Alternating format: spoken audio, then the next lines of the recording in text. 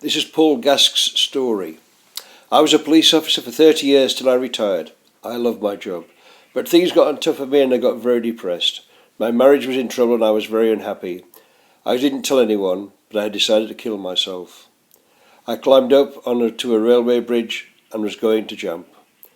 A friend of mine had committed suicide a few months before, and I remember hearing a voice saying,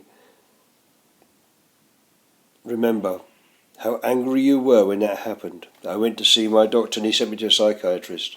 I was diagnosed with severe depression.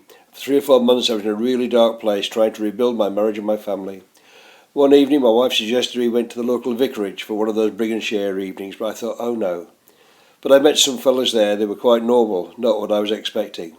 Then that night I had the worst nightmare. I was being pulled between utter darkness and a small speck of light. Unbeknown to me, my wife was praying over me. I had no idea. I was asleep. I was being pulled between utter darkness and a small speck of light. Just then I thought I was going to be torn in two. The darkness released its grip and I moved towards the light and it just kept getting bigger. A figure said, "Just trust in me." I knew that it was Jesus. Jesus is alive.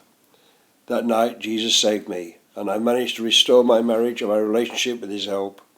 I worked in different areas of the police, mainly with women and children.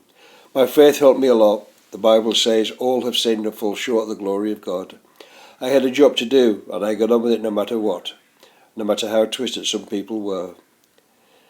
A lady was going to a meeting but it was stopped by the EDL. I was furious. I said to God, I don't know what I can do, but if I can do something, then I want to help.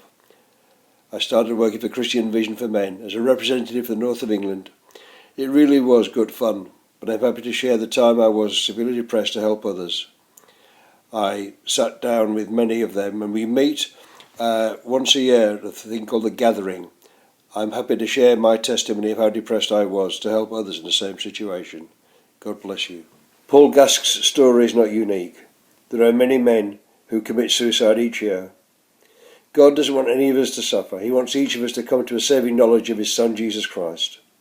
If you find yourself in this position, seek help. Men are very reluctant to talk to other men. Find a church that preaches Christ crucified. If you want to read more stories of changed lives, go to www.copsandrobbers.uk. God bless you.